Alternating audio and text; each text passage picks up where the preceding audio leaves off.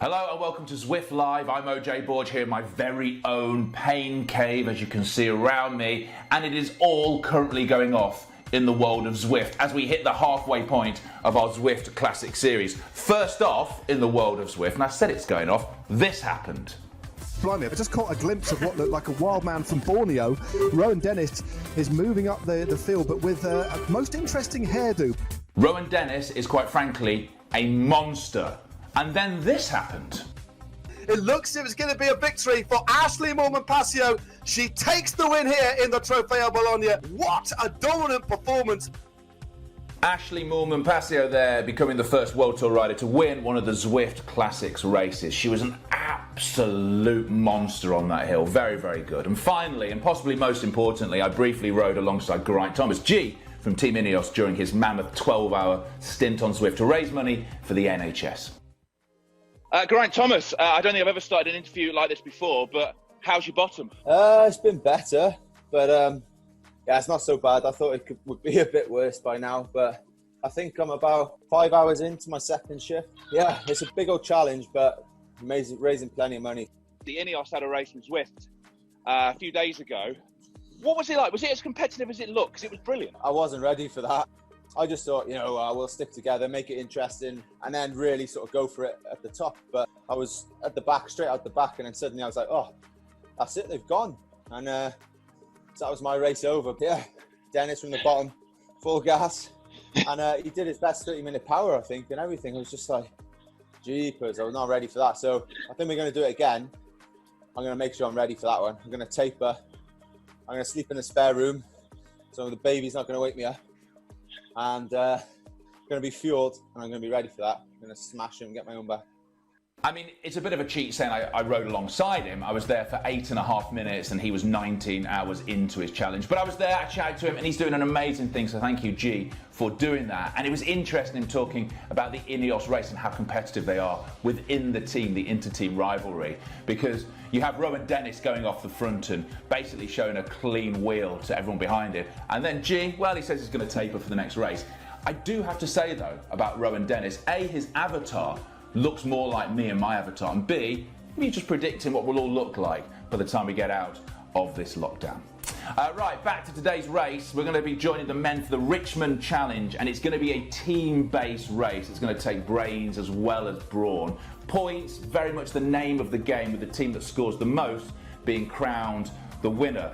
2 laps of the UCI course, there's 2 sprints and 2 kms per lap, making 8 intermediate sprints to score. Then you've got more points available for going over the line. You need to be fast, but you need to be clever as well. It is going to be all action. I'm excited for it to start, and it will be in a few minutes. But always remember, part of these Zwift Classics is the fact that you get a chance to ride them as well. They're available every hour as part of the community to take on for just 4 days. You want to ride this course 4 days after this elite course, this elite race goes, you will get a chance to do it. Now, before we get started, let's catch up with one of the competitors from the first of the men's classics. That is none other than dual Olympic gold medalist Alistair Brownlee. And Matt Stevens caught up with him quite literally hot off the bike after last week, which was his first ever elite level Zwift race. Look at the stats that Alistair Brownlee's putting out already. Alistair Brownlee on the front, ripping it up early on, still 23 kilometres to go. Alistair, that looked absolutely brutal. I mean, just in a few words, just sum up your first experience of racing on Zwift. What was that like? Yeah, it was super tough. I've actually done quite a bit of racing over the years, just in training and, for a bit of a session and a bit of fun, but not at that level. And I kind of knew, I had a bit of advice from people. I knew what to expect. I knew that the first few minutes would be hard. I knew getting over the box hill on the first time would be pretty important. I knew that'd be tough. Look at Brownlee, just riding hard on the front. You were quite, I wouldn't say aggressive, but you were always at the head of affairs in the first lap, and you were setting the pretty ferocious tempo, which saw half the field go out the back. I know just enough about racing a bike that you want to be at the front at the start of a hill, so you got somewhere to go. I wasn't actually actively on the front that much. I was just trying to be like second and third and be around there. But yeah, I think I definitely need to work on my Zwift racing. Did you do any kind of specific efforts leading into this race, or did you just carry the condition that you had into it and hope for the best? I've got pretty much zero condition, to be honest. 2 weeks ago, I was on an altitude training camp training for the Olympic Games, and then obviously they got postponed. I kind of figured that I wouldn't be racing for months and months. So I've had a pretty crazy few weeks with not really any effort in it or anything. But I think the good thing about that was it's definitely motivated me to go and try and find a bit of form again. Are we going to see you racing on Zwift again? I think, I mean, it was great to see one here. I mean, a double Olympic champion racing on Zwift with some superstars of the sport. You know, Tom Pidcock was in the mix as well. Yeah, I've spoken to him before. What was the chat? What did you? We didn't see too much of him in the race, but what was the chat between you and him? Give us the lowdown. I think he, to be honest with you, I think he went for that early attack and got caught, and he threw the towel in. Fair enough. But are we going to see you back racing? We've got another 2 rounds of Zwift Classics for the men. Are we going to see you back again? Yeah, for sure. Yeah, I'm planning to do both of them at the moment. What are they? Are the other 2 easier or harder? Or Alistair, they're as hard as you make them, mate. They're as hard as you make them. I mean, it's been great to see you racing on Zwift. Recover well, stay safe, and we'll see you at the Richmond Challenge. Take care, Alistair. Thank you very much. Thank you. Bye-bye. I, for one, am excited to see what Alistair Brownlee can do in today's race, today's Zwift Classic, which is on the way in a few minutes' time. Now, today's race, I mentioned it before, is going to be on the 2015 UCI World Championship course. The points will be decided at the 2 flat sprints and the 2 KOs for each lap, as well as the finish line. And as a course, if you're thinking and you've raced it before, well, it's not too bad, it's not that many hills. Remember that the living god king of cycling currently, Mathieu van der Poel, was absolutely destroyed by it in the Alpecin Phoenix race a couple of weeks ago. I know I have been in the past, and obviously I'm comparable to Mathieu van der Poel. Anyway, let's get the nitty-gritty on the course. Where's Matt Stevens with him? We're in Richmond, Virginia for this 4th Zwift Classic of 2020. The men are taking on 2 laps of the UCI Worlds course that saw Peter Sagan claim his first rainbow bands. For the first invitational race on these roads since the refresh, racers will be pleased to see that the course is still one of the most difficult to race on. With a flat first half and a tricky, punchy finishing section, the teams will need to execute their strategy to perfection if they want a shot at victory. With no less than 9 locations where the riders will be able to score points, it'll be a thrilling race from start to finish. The 2 sprints on the flat sections would likely most favour the sprinters, whilst Libby Hill and 23rd Street will make the punchers' dreams come true. Finally, the ramp on Governor Street will make for a very unpredictable finish. It is going to be a great race and what is a great course, but the men, they'll be warming up right now, finishing their preparations, hitting a casual 500 watts or so. So let's take a look at the teams. Fascinating team lineup. We've got national teams going head to head. The Dutch, Great Britain, Italy and the USA as well. Lots of national pride to see who can win there. The pro teams are now starting to coalesce in the Zwift world. You've got Canyon DHB, Ribble Weldtie, Super League Triathlon, to name a couple of them, Trinity Racing as well. And then the esports teams. And I think normally you'd look at the esports teams and go, they're going to get blown away. They know how to race on Zwift. They know when to use power-ups. They know in a points race like this how and when and where to lay the power down and how to use those riders. Look out as always for Canyon ZCC, Callas and Kiss as well. And Team Draft, they can always do something special. Which brings us to the ones to watch, the big dogs. Brian Hodges, Tom Moses of Rowan King, Max Stedman, Dan Fleeman and Alistair Brownlee, and I interviewed him, would have been 2012 around the London Olympics. It was amazing when you chat to him how driven and how competitive he was, and this being his 2nd elite level Zwift race, he's going to want to win it. Whatever it takes, he is going to want to win this with his team. Which, I guess, sets us up beautifully for a buffet, a grand banquet of Zwift racing. So let me hand over into the very capable hands of the lovely Matt Stevens and the possibly just a soupçon lovelier Hannah Walker, who will take you through today's Zwift Classics race. Let's get it on. Well, thank you very much indeed, OJ. I'm certainly looking forward to this race. Remember, it is a points race. The teams scoring points on this particular circuit. Lots of opportunities for points to be won. And quite simply, at the end, it's the team that amasses the most points that comes out the winner. Now, alongside me, as ever, is Hannah Walker. Hannah, this should be a tremendous race. It's one of my favourite courses to race on Zwift because it always provides for aggressive races, and there's not many opportunities at all to recover, especially given we've got this points race tonight. Yeah, it's going to be a fantastic race. As you said, Matt, not many opportunities to recover. It's going to be full gas from the start with, I think, after only 3.8k to go, riders are going to want to see themselves towards the front of the bunch as they start to fight for the first sprint just after 4 kilometers into the race. So it's going to be full gas, and it's which team has brought the best tactics to tonight's racing. Yeah, definitely. Well, they're already off. The riders have had a decent warming up on Zwift, of course, absolutely vital because they do go very, very hard from the gun. And there he is again, picture in picture, straight away. Look at the stats there. Nearly 600 watts for Alistair Brownlee. Remember, he is a double Olympic triathlon champion. Got those gold medals back in 2012 and 2016. He's a regular on Zwift, but this is only his second big race on Zwift. And there we go through the start-finish line for the very first time. And Brownlee, it looks as if he's starting where he left off last week, Hannah. I mean, at or near the head of affairs all the time. And I think on a race like this, because we know how the race ebbs and flows, the way we get that elastic sort of style of racing, or the way the bunch spreads out over these climbs, the place to be is at or near the head of affairs. Yeah, it certainly is. And as in Alistair's interview that you did with him post-race last week, he knows that he needs to be up towards the front of a bike race. He's very well aware of how to race in a bike race as well, even though it comes from the triathlon background. But I think he will, learn from last week.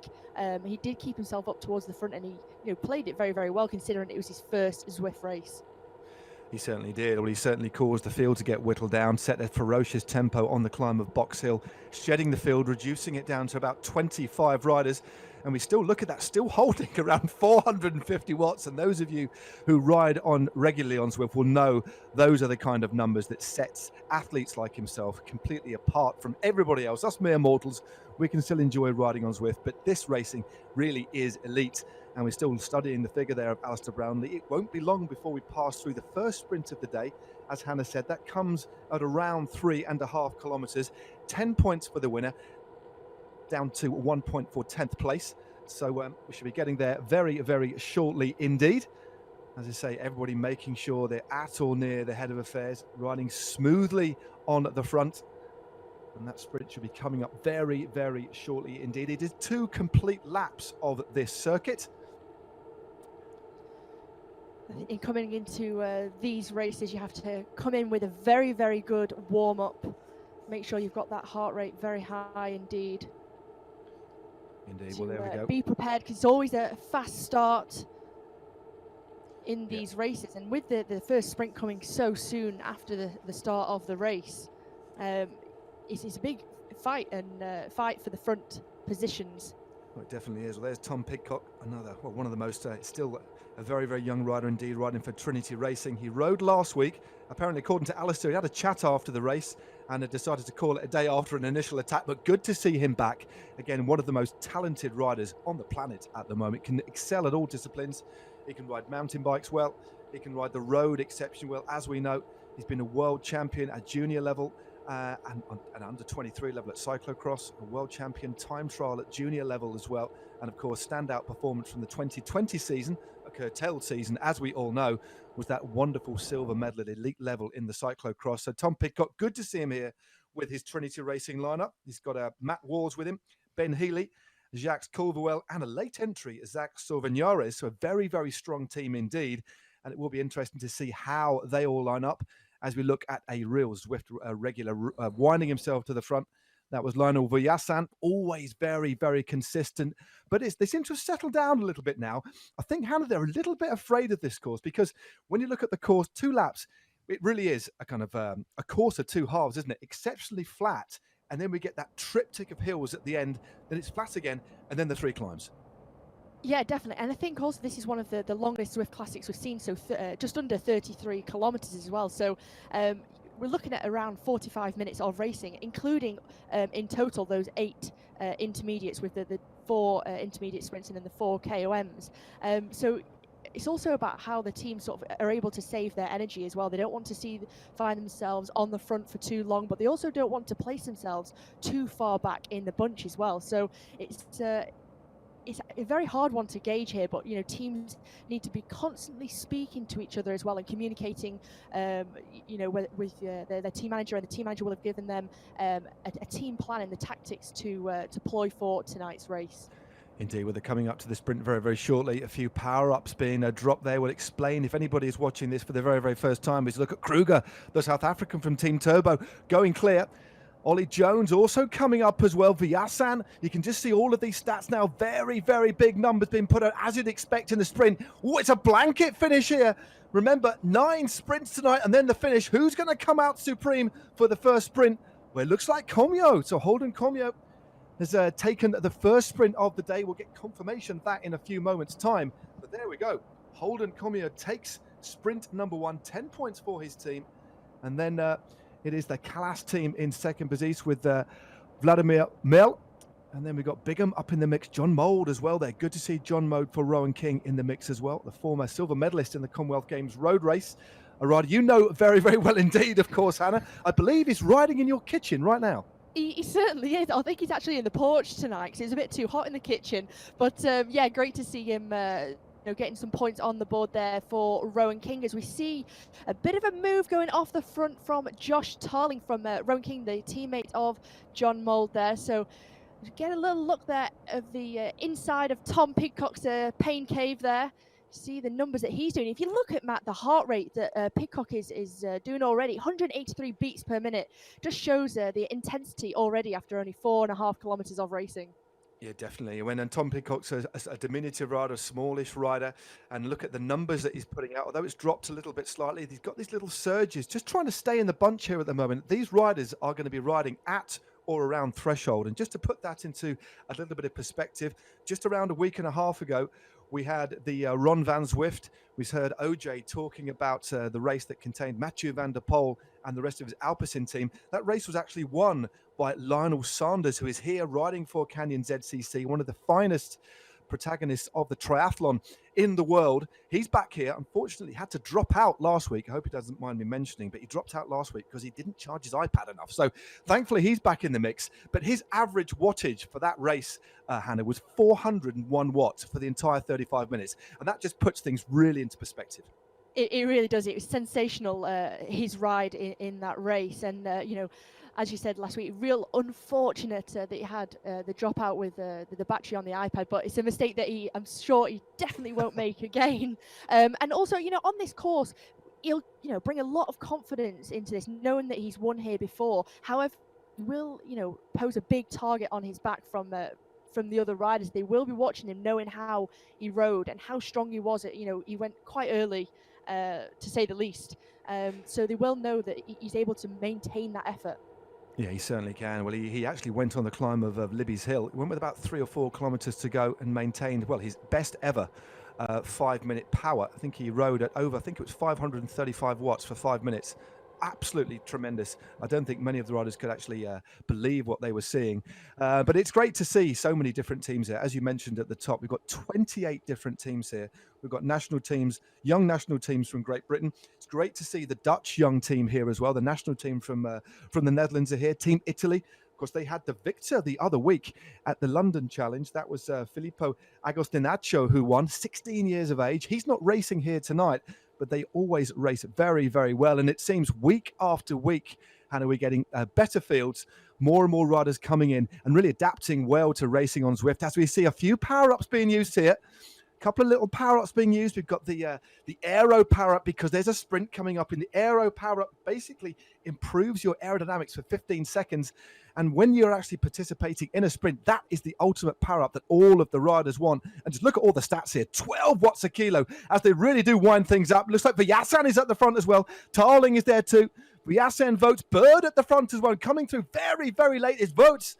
Well, Bird, no, sorry, from Canada. Looks like Bird takes that from Team Draft. So a changing of the guard at the front for the next sprint. But just look at all the different power-ups that are being used there, Hannah, just so riders could maintain contact with that group. Bird takes the sprint there. Yeah, Bird took that sprint, but it was an early launch from Josh Tarling from Rowan King there, using that aero power up. But it just shows you, the thing is everything in this, and timing it to perfection of make sure that you don't get caught on the line as well. Yeah, it plays a big part. But you see there the team points on the left-hand side. So it's Team Draft with 17 points, currently lead on joint points with Indoor Specialist. They have the riders Dan Fleeman amongst their riders, and Holden Comu. Yeah, Holden Comu, a very, very fast finisher, an American. We've interviewed him a couple of weeks back from his garage. Now we're just dropping down. We're coming on to the second part of the circuit now. Remember, we've got 2 laps of this Richmond World Circuit. This is the full circuit that we're using, including the flatter sections.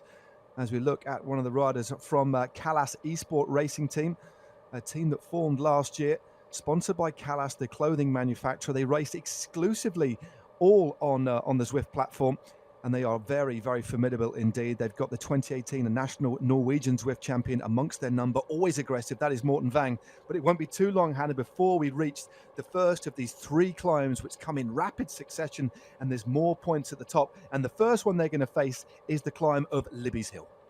Yeah, Libby Hill, it's only 600 metres in length. It starts off at a gradient of 6%, but then as you take that right hand turn and sort of ride back on yourself, it hits gradients of 14%, so it's a real kick up. And yeah, you want to make sure that you're within the top 10 going into that climb.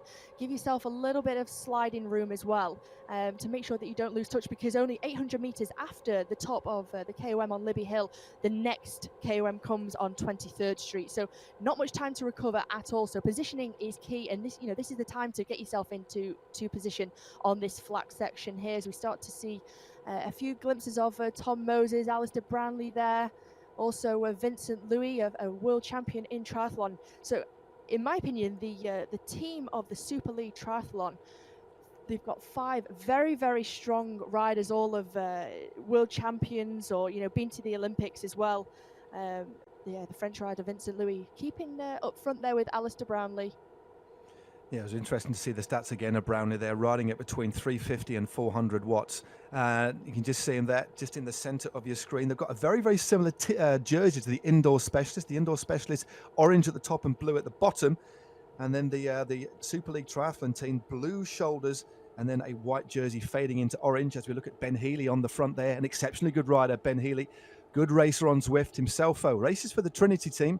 Actually, last year, IRL in real life took a stage of the Tour de l'Avenir. So very, very classy rider indeed. As we look at another one of the riders from Indoor Specialist, this is Matthew Gardner. Again, look at that, just under 300 watts, just trying to feather the pedals.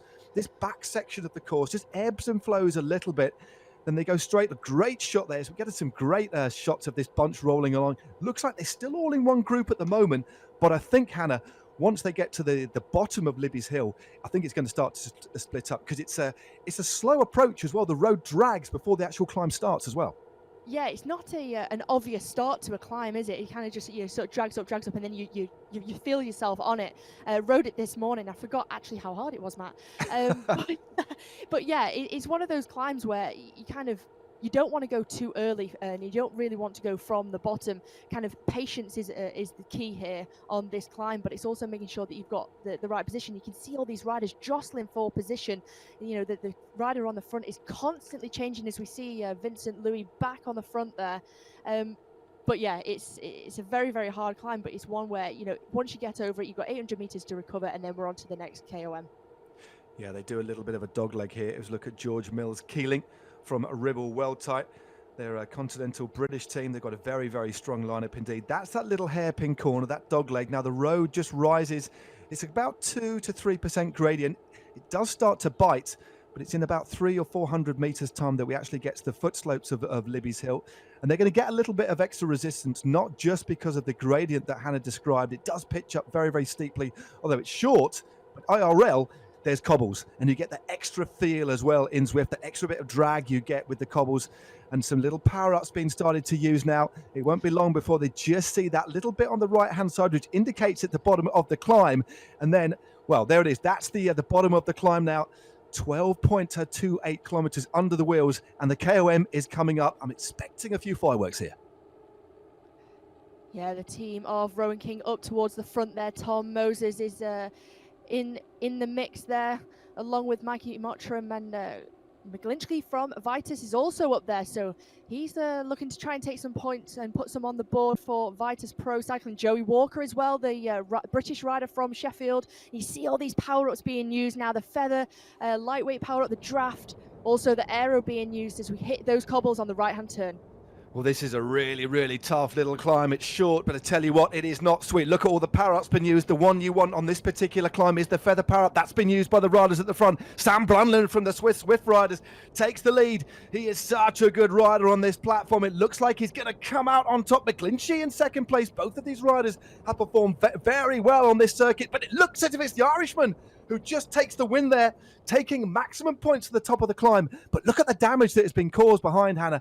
Little fissures now, little cracks in the peloton, and riders still coming over the top of the climb. But it is McGlinchey that takes maximum points, Sam Brandland in second, and good to see Mike Cumming coming up into third place there, former winner of the Tour of Korea, an exceptionally classy rider. But as we thought, this is where things have started to split. This is where riders are going to have that real build-up of lactic, and this is where endurance is really going to see where it needs to come to the fore. Yeah, the endurance, but also, you know, the fitness of these riders. How quickly can they recover? They've got 800 meters until the next KOM. Chris McGlinchey there is really splitting things up, and the peloton, as you can see in the background, is absolutely in bits. Soren Bay up towards the front, and it looks like this is Tom Pidcock just being tailed off the back here. Yeah, it is. It does look like it's Tom Pidcock who was just off the back there. He's just looks like he's just lost a little bit there. He's still pressing on, still 350 watts. If he gets into a little group and chases quickly, there is a chance of him getting on. But the thing is, there's no opportunity or very little opportunity to recover because they're on the climb now of 23rd Street. Big power coming here again from McGlinchey. Power up's been used left, right, and centre. Now it's one of the Belgian Zwift riders, Vermeulen, who goes to the front. Pretty happy on the cobbles. Vermeulen takes that. McGlinchey, again, incredible ride by the Irishman to not quite maximum points, but second position there, showing that he is very, very fit indeed. And they've kept going. So Vermeulen from McGlinchey, Sam Brandlin there as well. Dempster, Apers, Tolbert, Villasan, Christensen, Gardner, and Larson rounding out the top 10. We've got a downhill section, and then we've got the climb to the finish line. Then they will get the bell. But it's all action so far, Hannah. Yeah, it certainly is. And actually, I was going to say this is a time to recover, but actually, if you're just tailed off the back, no recovery for you because you want to, maximize this opportunity to try and get back to this front group now. It looks like there's around 20 riders in this front pack. But McGlinchey, fantastic riding, picked up 19 points in total over those two KOMs. So put Vitus Pro Cycling well up on the leaderboard there. Well, that Vitus Pro Cycling, we've got some good riders in their team for this. Joey Walker, he's the 2019 British Criterium champion and will excel in this sort of effort. Joey Walker is I think he is in that front group. Yeah, Joey Walker just at the front. Vang is there. A little bit of a ghost power up being used. That little icon that you can see hovering above Joey Walker. That is one of my favorite power ups that actually makes a rider invisible for 10 seconds. Which is ideal if you want to do a little bit of a stealth attack. That little burrito power-up that was just being used as well. That makes a rider undraftable for 10 seconds. But I think as we hit the foot slopes of the climb to the finish line, and then they'll get one lap to go, if riders have got power-ups that they don't want to use here, that they don't see as ideal, this is an opportunity to get rid of them because they'll get another opportunity to receive power-ups as they head through the finish line. Yeah, they will. And as they go through that finish line, the riders for the next intermediate sprints coming up, they'll be hoping that they will get the aero power up as they hit the arch. Joey Walker there on the front, just using up his feather power up. So it's all about, knowing which power up you want for which section of the course, and it's also a little bit of luck, isn't it, of which one you will get. You can't guarantee that you will get the one that you want, but you can only hope as you see everyone getting rid of their feather lightweight power ups there. No one wants to take that into the two final intermediate sprints. Well, the feather. Sorry, go back on. Sorry, Hannah, there. Sorry to cut across you there, but no, they're the feather power-ups. So we've talked about them, but we haven't explained them. What that actually means is that when they use the feather power-up, it makes the rider 9 kilograms lighter for 15 seconds. So it really does increase their power to weight ratio. Riders often use it when they want to sprint on an uphill finish, when they want to attack on an uphill, or actually just to recover a little bit. So they can just sit in the group, recover, take that effort off, as we see a few riders just trying to get back on. But after that flurry of attacks, those big accelerations on those two very, very spiteful little climbs, we already have a severely whittled down field. And look at that. Ominously, Lionel Sanders, the 32-year-old Canadian, sitting pretty comfortable in that group, looking dangerous. Yeah, looking very, very smooth, isn't he? And not touched the front as of yet, but just keeping his eyes peeled on the front of the race. Just judging things, I think waiting to pounce it, in my opinion. Viersen has been very active so far. As we see a little move just going off the front there. Looks like a rider from the Canyon DHB team. That's Max Stedman by the looks of it. Just rolling off the front with that lightweight feather power up. Well, Max Stedman, a great little climber. He's a really popular rider. Again, a diminutive figure, but an excellent climber. He's already had a win this season. He won the Tour of Antalya over in Turkey earlier in the year before, of course, all the racing was stopped. So clearly feeling very, very, very, very good indeed. He's gone clear, maybe trying to extricate himself from this group, maybe trying to be the catalyst for a little breakaway. But he's got a couple of, he certainly hasn't got, we've just got the top of the screen there, 1 minute and 27 seconds. Please just ignore that particular stat. But here is the picture of Max Stedman, 268 watts. 300 watts now, 189 beats a minute. That is the stat that we really have to look at or near his maximum, riding at threshold and moving slowly clear. I'll say that, he's got caught. I was just going to say, he's maintaining that breakaway well, but just as we say that, yeah, got caught. And it just shows you, the effort required just to be, at the front or just slightly off the front in one of these Zwift races. 189 beats per minute. As you said, it's nearing your max heart rate, and it's already all back together. Ben Healy, as ever, up towards the front there for the Trinity Racing team. You've got Hug there as well from there, or Hug, just the Swiss rider. Again, has finished in the top 10 on a couple of occasions in these recent races on Zwift. But we've got, I think, around 20 to 25 riders. It won't be long before we hit the next sprint again. This is the second part of the course, or should I say the first part of the course, which is essentially flat. But we do have 2 sprints. And Healy, very, very active indeed. But as we head towards that next sprint, just remind you of the standings at the moment. Remember, this race is 2 laps of the Richmond Classic course, but it is... Well, it's a points race. Basically, at the intermediate points sections intermediate sprints on the circuit and on the King of the Mountains, they do accumulate points, and it's the team at the end of this race with the most points that comes out the winner. And there are triple points on the line for the final sprint as well. 25 points for the winner, all the way down to 25th place, where they get 1 point. So still lots and lots of points on offer. And the team that are leading is Team Draft with 29. Well, Indoor Specialist actually equal with 29 points. And then Vitus with 24 points, but still very, very open indeed. Yeah, this style of racing, when it's a team-based competition, all riders need to be sort of on their game. You can't just kind of be leading out one rider. Everyone needs to be sprinting for all the points that they can get. If you feel like, you're sort of even in the finish, like you say, it comes down to the 25th place, even if you're not going to sort of take the win in the race, be first over the line, you need to be sprinting for all the points possible, because that could make the difference with it being so close between the top teams right now.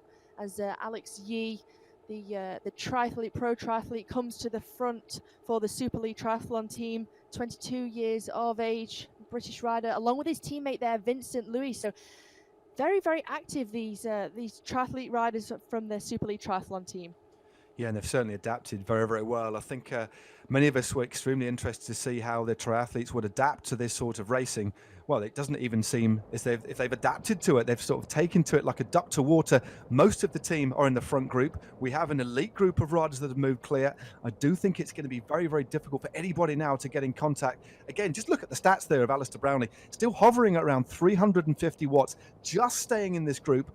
He's in around second or third position as we see everybody else jostling for position. A couple of riders in the blue and black there of the Ribble World type team. They've got a great squad. Dan Bigham, remember, bronze medalist in the Team World Championships relay last year, along with his teammate, John Archibald, who was a double medalist in the British Time Trial and Road Race Championship. So they have a very, very good team indeed. But at the moment, Hannah, we've got a real mix here. We've got some sprinters, we've got some punchers, and we've got some real long-range specialists. So a real nice mix of riders, which is going to make this finale intriguing. Yeah, it's going to be very, very interesting, isn't it? Because it's one of those styles of courses that even if you are a sprinter, if you can just make it over those climbs, recover enough and get back into contact with the front bunch, you could be well in the shout of going first over the line in the final. But it kind of lends itself. Where are those long-rangey punchers going to attack from? I'm sure we will see an attack at some point. It's just when will it be? Are they going to sort of go before we get to the next KOM or straight after the sprint? Indeed, well, it won't be long before we get to the next sprint. A little cheeky ghost power up being used on the left-hand side. I think that's Talbot that's used that. Luis moving now to the front, just around the top part of the circuit now. And just looking on the left-hand side of the screen, it does look as if there's a lot of daylight between this group and anybody behind. So I think the winner is definitely going to come from this pack. But meanwhile, we have another sprint on the cards, 150 metres to go. Mottram goes. Larson Vyasan is up there as well. But Mottram from Vitus has taken a good lead. He's used the power-up as well. So that little power-up, beautiful use of the power-up there, just about gets the win there in front of Mel, Vyasan and Gardner. Well, it was Hug who actually took the race there. No, should I say it's Mottram. I was right. Mottram from Team Vitus takes the win ahead of Canyon ZCC's Lionel Vyasan. Then we have Mel from the Cals Esport Racing Team in third place. Larson West, Mike Cummings still there, Muir, and Tom Moses. Great to see Tom Moses in the mix in this group in front. Well, interesting to see how much that is going to take out of these riders. Because, when we look at the current positions, it's indoor specialists with 41 points, Vitus Pro Cycling with 34, and Canyon ZCC. So, Hannah, very, very tight at the top. No team is super dominant at the moment. These points are still evenly spread, especially when you think about the amount of points that are on the finish line today. Yeah, definitely. And with only 10 points on offer for the wins in the intermediates and then 25 on offer on the finish line, yeah, it's not over for any of these teams. No one can sit comfortably. No team can get complacent right now. And it's very, very close for Vitus and Canyon ZCC. Only 1 point separating them. Indoor specialists just around 7 points ahead, leading at the minute. But also, very respectable from Team Draft as well in 31 points. So it's all to play for in this next sprint and also the next two KOMs. Indeed, so we've got the sprint coming up in about 1.5 kilometres time. Then they drop down to the foot of Libby's Hill. They kick up that, drop down the other side. Then they have 23rd Street again. They drop down, hardly any time to recover at all before they take the final ascent up Governor's Hill all the way to the finish line. Davies now moves to the front. As we look a little bit further behind, we see Yee now moving to the front. One of several triathletes in this front group. Good to see Lionel Sanders in there. This is a slightly different circuit than we saw Lionel Sanders win in the Ronde van Zwift. What they did for that particular circuit was essentially take out the flat sections. So all you had was the climbs in rapid succession. So this course does offer a little bit of an opportunity to recover. But then when you factor in those sprints, Hannah, there isn't actually much opportunity at all. I think the section they're on now is the biggest opportunity for these riders to recover, hydrate a little bit, and just make sure that their legs are ready for the final part of this race. Yeah, you're too right, Matt. Definitely hydration is key in this, and it's one of those where you want to try and maximize it. The riders want to come into the race well hydrated, but take your opportunities while you can. As we see Yee coming to the fore here. Yeah, lots of teams relaying on the front. Several riders from Vitus. I can see 3 riders just in the red and black kit for Vitus Pro Cycling. Their full lineup. Joey Walker, as we mentioned before, very aggressive, looking good today in that front group. The 2019 Criterium champion, a great track rider as well. He's the son of a British legend, Chris Walker, a rider, without giving you too many war stories, who I raced with many, many, many years ago when things were black and white. Tom Mazzoni is there from the Isle of Man. Mikey Mottram as well. Adam Kenway, and then Chris McGlinchey, who was actually 8th last week at the top of Box Hill. So Chris McGlinchey in very, very good form. And they are one of the teams with real strength in depth as we see Mikey Mottram just on the front there. And one of the Italians now, Siffredi, moves to the front with the sprint coming up. Yeah, Siffredi, the first look that we've got of the Team Italia. Tonight, obviously, they took out the win last week with Agostinaccio. Ryan Christensen comes to the front now, the Kiwi, 23 years old. Mikey Mottram back in action. He took out that previous sprint, but it's all coming from behind now as Canyon ZCC using that Zwift power-up. Lionel Vujasin coming. He wants to try and take max points here, but no, it's going to be Rowan King coming up behind Matt. Well, Rowan King, it looks like it's Mike Cumming who's going to the front now. Not an out-and-out sprint, but using the draft power up there. That's not exactly the one you want. It is no real aero power that's been used. It's all draft ones. It's difficult to see who took first position there, but another very, very tight battle for maximum points. Bird up the front there, and it was Mel from the Callas e-racing team who took maximum points ahead of McGlinchey. Well, McGlinchey has been very, very consistent tonight. Mottram in third place. Larson, Bird, Hug, Gardner, West, Cumming, and Vujasin from Canyon ZCC rounding out the top 10. And that is the last of the sprint points on offer at the sprint, because the next sets of points will be available on the King of the Mountains climb, two of the hardest sectors of this course. And I must admit, the legs are really going to start to be hurting now. And look how tight it is at the top. Vitus with 52, Indoor Specialist also with 52. And Hannah, they've started to move a little bit clear. Canyon ZTC in third, equal with Draft on 37. This is going to be a fascinating finale. Yeah, there's some daylight there now, isn't there? The Norwegian champion from Norway, the Norwegian Zwift champion Vidar Mel taking out the win in that sprint. But yeah, Vitus Pro Cycling, very, very consistent with both Mikey Mottram and Chris McGlinchey taking second and third there to put them on equal terms with Indoor Specialist. So these next two King of the Mountains are going to play vital, and then obviously making sure that all their team, as many riders as possible, can be there at the finish as well. Starting to move up towards the front now. Indeed, well, it looks like that's Andrzej Poszkopko, one of the strongest Polish riders from the ZTPL Cycling Club e-racing. That's the Polish e-racing team. He's been active or at or near the front. Bird now from Team Draft in Canada moved to the front. Interesting to see the new jerseys from the team Swedish Zwifters. Their jersey in previous weeks, or up to this point, has been essentially a rather, well, just a plain navy blue. They've got a rather spangly new jersey, Hannah, haven't they? It's a white. I like it. It is. It's one of the most funkiest jerseys out there, along with Canyon ZCC. Other teams, of course, are available, but it is a rather easy to spot kit. Reminds me of the GAN kit that was used in the 90s. So maybe taking a nod from Magnus Baxter when he used to ride for them. But enough of the past and into the present. Lionel Sanders hits the front. Yeah, Lionel Sanders coming to the front from Canyon ZCC. 348 watts. He's sitting at the front now. Vincent Louis, the triathlon world champion, comes to the fore.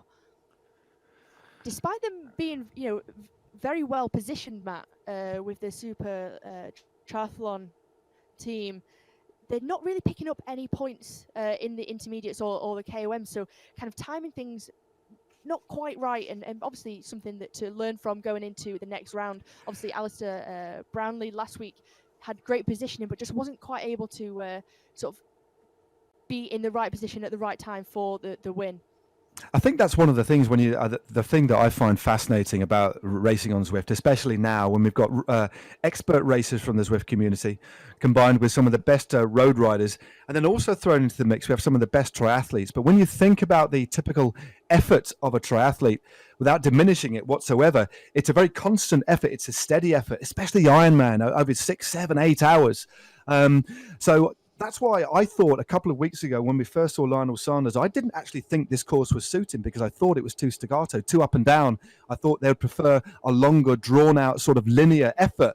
But Lionel Sanders proved me wrong. But he went very, very long, didn't he? He rode at a tempo that certainly wasn't a sprint effort, but rode at such a high level that nobody could stay with him. And maybe that is the tactic that they're thinking about for the back end of the race. Although Lionel Sanders, being a triathlete, he's actually run for Canyon ZCC and not the Super League triathlon team. So it could almost be a Brownlee and Sanders triathlon head-to-head tonight. Who knows?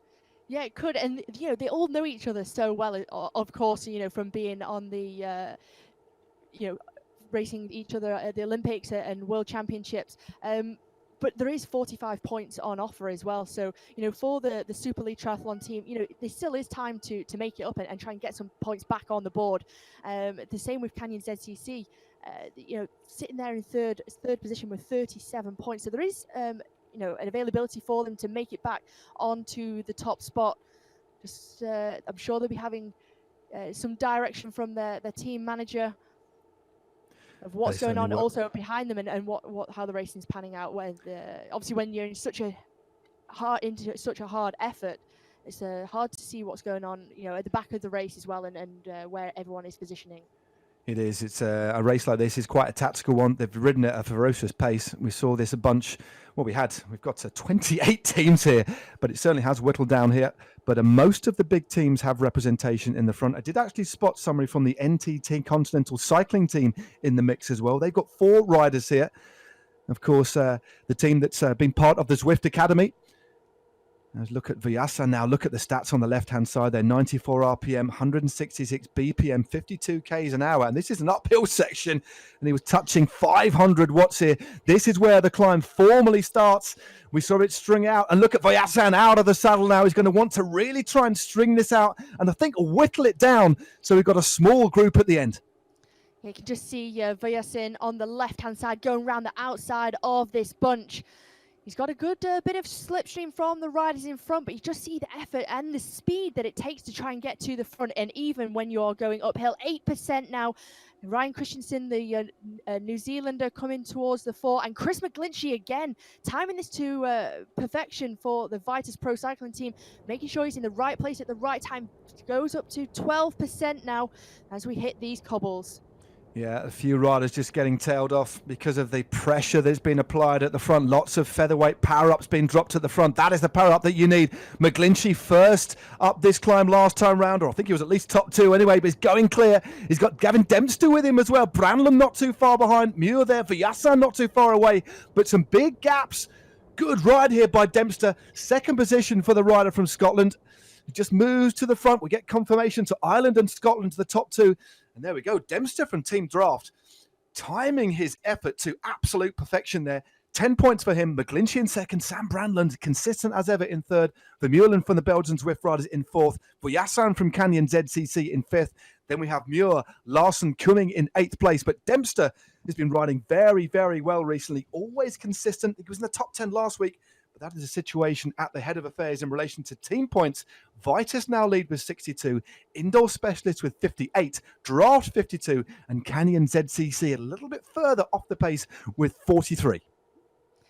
Yeah, perfect there from Gavin Dempster to move them up into 3rd overall. But it is Vitus, picking up those vital points once again, taking 9 points. And then also Joey Walker rounding out the top 10, taking 1 point. So the vital points put them 4 points ahead of Indoor Specialists. But this is now where Indoor Specialists need to sort of get themselves together as a team and try and take as many points from Vitus as possible. Indeed. Well, the Indoor Specialists have got a great team, haven't they? David Talbot, Dan Fleeman. We haven't seen too much of Dan Fleeman. We're just on the climb of 23rd Street, and now McGlinchey on the front. He's got another feather power up. That's the one you want. This is a very, very short climb. This is where, of course, IRL in real life, Peter Sagan attacked to win the World Championships a few years ago. But McGlinchey takes points again. He is absolutely on fire tonight. But interestingly, intriguingly, look at the damage that attack has caused behind. What's left of this group really starting to whittle down now. So McGlinchey in front of Talbot, Branland in 3rd, Apers, Larson, Motrin, Dempster, Guasso of NTT. First points for him, Joey Walker in 9th, and Lionel Sanders still up there in 10th position. This is going to be a rip-roaring finale. Only 2.3 Ks to go, Hannah. Well, that move from Chris McGlinchey was fantastic. He took max points, but that meant that Talbot from Indoor Specialists could get a gap. It's sort of been brought back together now, but did put Vitus on the back foot just for a moment. Vincent Louis coming up towards the 4 as we see the overall results of the team standing so far on the left-hand side. Vitus continue to lead. Joey Walker up towards the front. Indeed. Well, Sanders is still there. Brandland is in the mix there. Just to confirm, as we head, no more points on the road. It's points on the finish line now, Hannah, isn't it? 25 points for the win. Point down to 25th place. A solitary point for 25th. So everything could still change at the head of affairs. Although Vitus are just in front. They have 79 points. Remember, today is a points race. The team that accumulates the most points runs out the winner. So Vitus have 79, Indoor Specialists 73. Then a little bit further off the pace is Team Draft with 56, then Canyon ZCC with 44. So it looks as if, in terms of the points win on the night, it's between Vitus, Indoor Specialists, and Team Draft. 1.2Ks to go, and it's the horrible climb of Governor's Hill now. Branland still in the mix there. The legs for sure are going to be absolutely screaming now, Hannah. Yeah, it's going to be rip-roaring, isn't it? 5% this gradient as Sifridi comes towards the front, and Talbot from Indoor Specialist. Branland there as well. It does mean that despite the gaps within the team overall standing so far, if several of riders from one team can get as many points as possible, they can still make it back up towards the front here. As we see, I was going to say, Joey Walker off the front now, being chased down by Indoor Specialist Dan Fleeman, the former World Tour pro. Indeed, Dan Fleeman, a former British hill climb champion, chasing down at the younger rider in the Autumn's career now is Dan Fleeman, but he's taken to riding on Zwift so well, and he's caught Joey Walker. Will he go straight by him? He's got the draft power up as well. Great one. So that means he's got a double draft for 30 seconds, although there's nobody in front of him. He goes straight past Walker. 8.9 watts a kilo, Dan Fleeman, a really specialist at this sort of effort. He's gone clear. He's got 8 seconds over Branland. What a maneuver here by the rider from Indoor Specialist. He's been consistent, but he's hidden today. Hidden towards the back, saving his energy. It's all about tactics, all about biding your time. Joey Walker still in second place, but look at this ride by Fleeman. It looks as if he's going to take the win. Dan Fleeman from Indoor Specialist is going to romp to victory here. Joey Walker looks like he's going to hold on for second place, but it is all about the team as well. Sanders not too far behind in third so far, but a victory there for Dan Fleeman. Perfect timing on the climb. Joey Walker in second for Vitus, and coming home in third. It looks as if it was Gradsvold or Branland in third. We'll get confirmation of that. Lionel Sanders also there in the mix. But what an absolutely superb individual win there by Dan Fleeman. He's going to be very, very happy with that. But more importantly, we're going to have to rack up the points towards the back to see which team has come out on top. Superb win there. That was absolutely fantastic and perfect timing there from Fleeman. As we see the top 10, Fleeman will take the 25 points, only 3 seconds behind Joey Walker, but Joey Walker just could not respond to the attack of Fleeman. As we see another rider from Indoor Specialist also within that top 10 is Talbot from the USA, so he'll be picking up vital points. Well, that was a fantastic win. We'll soon get the points totting up. But Dan Fleeman, well, that was a perfectly timed attack to win this race. The individual win goes to him. Great riding by Joey Walker. So well, there's confirmation. There's the amount of points that Fleeman scored. Courtesy of that win, Joey Walker in second position with 24. Gradsvold was third in the end with 23 points. Branland, Voyasan, Guasco from NTT. Great ride by the Italian. Then we have Lionel Sanders in seventh. Another solid performance by him. But the big question is, which team amassed the most points? And there we go. That is provisional, of course, subject to confirmation. But it looks like Team Vitus, the British road team, have come out on top with 121 points, just 4 points clear of the Indoor Specialist squad. And Canyon ZCC jump above Team Draft into third place with 97.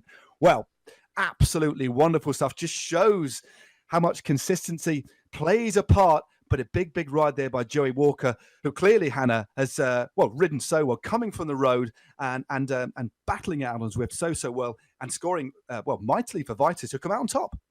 Yeah, well, I think as a team tonight, Vitus have rode superbly with Mikey Mottram, picking up the points in the sprints, then Chris McGlinchey taking the points on the KOM, and then Joey, it was left to him to sort of do the back end of the race. So they split it into a race of 3 parts with having the 2 other riders to help the team out as well.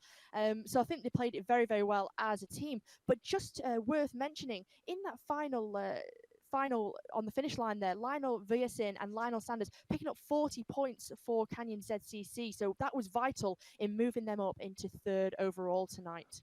Indeed. Well, this is a few shots from back in the race.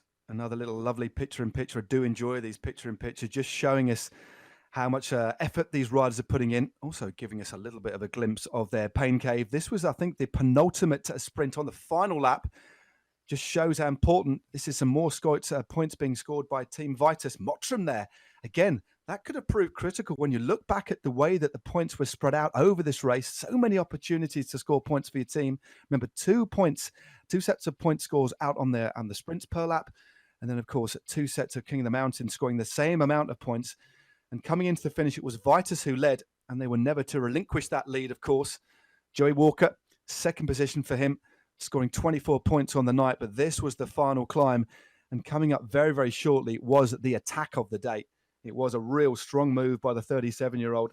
A wonderful move by Dan Fleeman. He's been so consistent, but it came off the back of that initial attack by Joey Walker from Team Vitus. We know the caliber of both of these riders. They've both won on the international stage. Fleeman, very, very experienced. As you mentioned, Hannah's ridden at World Tour level, rode for the Cervelo test team back in 2009, won the Tour of the Pyrenees overall, as well as the Rutland Melting Classic. That's a big, big win for him. It wasn't good enough for Indoor Specialist to take the win on the night. That went to Vitus, with Canyon ZCC in third position. An absolutely wonderful, exciting points race. I mean, before we head back, a final couple of thoughts from you, Hannah? Yeah, I think another night of brilliant racing there. And it really did come down to the wire. The race could have swung either way to Indoor Specialist or Vitus. And then Canyon ZCC coming back from fourth and sealing running out the podium with third place there. And yeah, of course, you can ride this course in the next few hours. And I hope you all enjoy it and yeah, have fun. You can indeed, yes. As Hannah just said there, as we look at the top 10 there, Draft, BZR, Team ZC, Callas, Rowing King, Super League Triathlon, great ride by them at 29, and Vikings. You can, in a matter of minutes, actually ride this course. If you head over to Zwift.com/classics, you can actually enter a race of your choice, depending on your standard. Regardless of your standard, there will be a race for you. And in just a few days' time, on Tuesday, the 21st of April, 7 p.m., we have another Zwift Classics for you. It is the women again. It is the Watopia Cup, and it's an individual points race, not a team points race. It's an individual points race that takes part, should I say, on 2 laps of the jungle circuit back on Watopia. Well, another wonderful Zwift Classics. Use the hashtag Zwift Classics to get involved in the conversation. You can comment on YouTube as well. Head over to our social media channels to get involved. But for now, from Richmond, from me and Hannah, I just want to wish you all a very, very good night. We'll see you very, very soon. And for the meantime, make sure you stay safe.